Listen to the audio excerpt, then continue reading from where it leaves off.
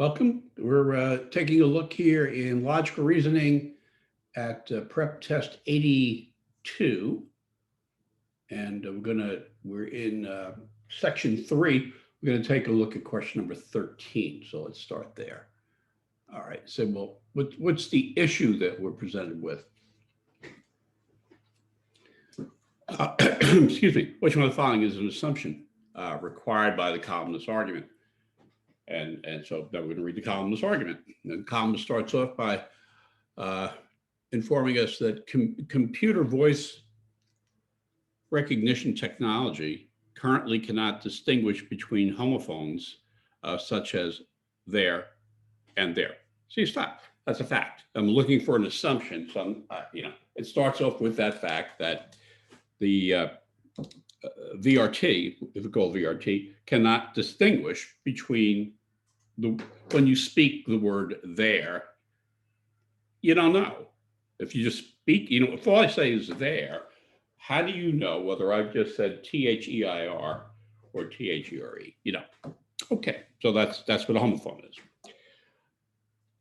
As a consequence, so that means as a result of the inability to distinguish, as a result of it, until VRT, until the technology is improved to recognize and utilize grammatical and semantic relations among words. Again, the wording is just terrible, but just stop there for a second and say, okay, as a result of the inability to distinguish those words, until this technology is improved to recognize and utilize the grammatical and semantic relationships among words, until that happens, comma, the voice recognition programs will not accurately translate a computer's users' spoken words into written text. And they're looking for an assumption. So again, if you were breaking the argument down, if you're preparing, you break it down. And what you're given a fact, and the fact is in that first sentence, right? And the fact is telling you, but presently this technology cannot distinguish between homophones. And they give you an example. Then the argument goes right into its conclusion. And it says, because of that, as a result of that, right? If until it's improved, right, so that it can recognize and utilize these relationships among words, until that happens, you're not going to accurately translate spoken words into written text. And so the conclusion basically presents this as, when you say, until the technology is improved, you're not going to be able to do that other thing, right? That's the way the argument goes. So look at the second sentence. And until you get that done, you're not going to be able to distinguish homophones. So if you think about LSAT language, right? The first clause of the second sentence is giving you a necessary condition, meaning you have to do this first. You have to recognize and utilize the grammatical and semantic words, relations among words. You must do that in order to have a shot at recognizing homophones. And then the conclusion is you're not going to be able to translate the spoken into the written words.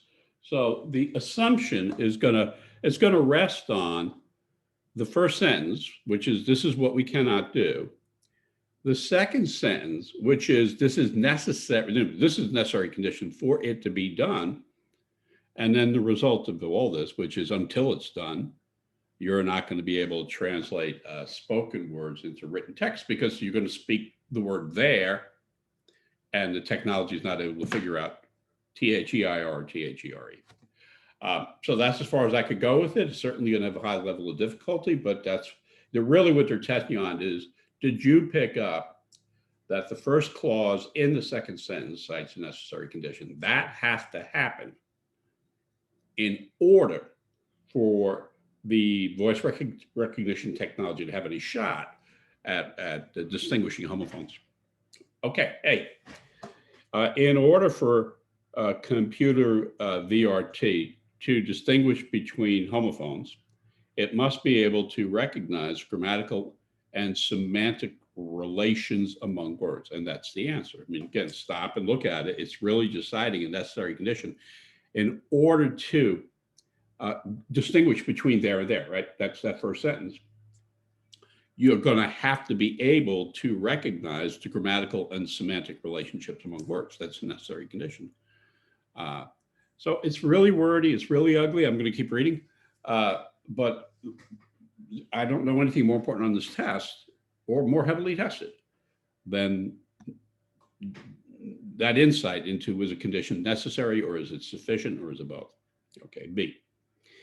If the technology is improved to recognize and utilize grammatical and semantic relations among words, the programs will accurately translate the words into text. And that does not follow, because if that were the case, then it would be both a necessary and sufficient condition, meaning there would be a guarantee, right? You'd have this, you now have the ability to recognize and utilize what you can't have. I'm sorry, let me just go back over then. B again.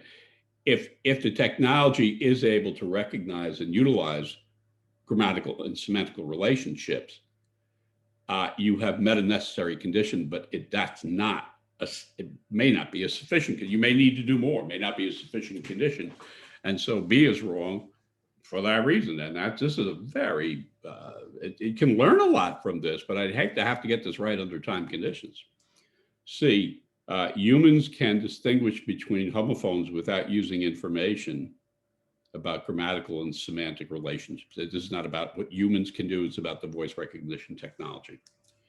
D, unless the technology can distinguish between words that are homophones, the there and the there, unless it can do that, it cannot recognize grammatical and semantical relationships among words. And that is citing necessity and sufficiency. So in other words, you're saying there's only one way to do it. The word unless means this is it, right? So if you go back and break that down and say, what are they testing you on? They're testing you on a very abstract concept, which in law is critical: necessity and sufficiency. So if you look at these, unless the technology can distinguish between the words, it cannot recognize the grammatical and semantic relationships. So if that were the case, it would be both necessary and sufficient, and there's no evidence of that. There's only evidence of it being necessary. And so D is wrong for that reason. And E, computer programs that check the spelling and grammar of written text are currently able to distinguish. Who cares? So I think it's a very challenging issue. Well, the issue is the assumption, but a very challenging argument or rule. And the application is very challenging. Let's go to question number 14. So the answer to 13 is A for Augustus. 14. And now we have a weakening issue. Okay. And what do we have here? It's much more downwards. Yeah, the language is much less intimidating. So here we go. Although early jazz music featured a great deal of improvisation, this improvisation did not stray too far from the rather simple, catchy melodies upon which it was based. Stop. You're reading textually. Just stop. Okay, I got it. So there is a lot of improvisation in jazz, but that improvisation doesn't stray very far from upon what it's based. Okay, that's a fact. You give me that as a fact. So, okay, as a result of that, however interesting it may be, later music featuring in improvisation that does stray far from the melody ought not to be classified as jazz. Okay, and that's the person's conclusion. And I guess the thing that jumps out at me is that you're taking this one element of improvisation and saying, based on that one element, if that element is not uniform later on, meaning that, the improv does move away from the original design, Therefore, it's not jazz. So that's one thing that strikes me is, aren't there other things that make jazz jazz? But okay, you want me to weaken this argument. So I'm going to try to weaken the argument that just because the improvisation has strayed does not mean that that music itself ought not to be considered jazz. Okay. Hey, for a piece of music to be classified as jazz, it must feature some amount of improv. Well, that doesn't seem to me that weakens this argument, because this does include some degree of improvisation. But now remember, this is most weakened. So the word most is modifying the word. This test is about modifiers, and the word most is modifying the word weakened. So you need to be very careful on most weakening, and they're almost all most weakening, not to jump the shark, not to get ahead of yourself. You look at B and say, does B weaken this argument? And B says the later music featuring improvisation was heavily influenced by early jazz. And well, you can draw a connection there, right? You can say, well, if it's heavily influenced by early jazz, then maybe we should refer to it as maybe it should be classified as jazz. So I couldn't throw B out. I'd say, well, okay, if you give me nothing better, that does seem to me, it creates a connection, notwithstanding the absence of the similarity improvisation. So I say, okay, but then, I'm certainly not bowled over by it, but yeah, okay, C. Some of the later music featuring improvisation was performed by artists who had been jazz musicians earlier in their careers. Well, again, B and C are kind of getting this. I'm getting the same reaction. I would, if I were making this case, I would introduce that evidence to defeat the conclusion that it ought not to be classified as jazz. But the mere fact that the person doing it has done jazz in the past, or the mere fact that it itself is heavily influenced by jazz in the past, does not make it jazz. So let me keep reading. D. Many types of music other than jazz feature a great deal of improvisation. Well, okay, but that's not really helping me. I don't really see that as very strong in terms of weakening the argument. That doesn't tell me that it's jazz or it's not jazz. And E, the later music featuring improvisation has much more in common with early jazz than with any other type of music, and that's just a home run. And I must say, it's an easy answer. And I must say, I'm going to step on my own toes here. If E had been A, that would be so clear to me that I would pick it and I'd get my ass out of there, because it obliterates this argument. So the answer to question number 14 is going to be E. And we'll take a look at 15, then we'll hold off. 15. Well, a lot to read here. And what's the issue here? Which one of the following descriptions best fits Heinrich's study as reported in the passage above? So the issue is unusual. And the reading is, it's not terrible, but it's not insignificant. So if I were doing this on the actual test, I would almost certainly flag 15 and come back to it. But let's see what we have here. So what am I looking for? A description that best fits how this study is reported. A description of how it's. So let me see how the study unfolds. In the winter, ravens survive by eating carcasses. In fact, an individual raven may survive for weeks on one carcass.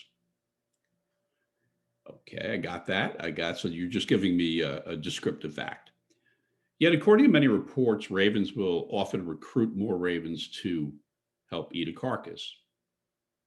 Okay, so now, you're giving me a fact, and the fact is referring to reports, which may or may not be correct, but according to many reports, the ravens are recruiting other ravens to help chow down.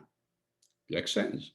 This seemingly altruistic behavior struck Heinrich as being worthy of investigation. So a couple of things about this third sentence. They love the word altruistic. And you know, to the extent that you're not familiar with the word, you should be. Altruism is a belief, if you will, that one can act in a manner that is wholly free of oneself. It's selflessness. Good luck with that. So this sentence, one, familiarize yourself with altruism for the purpose of the test.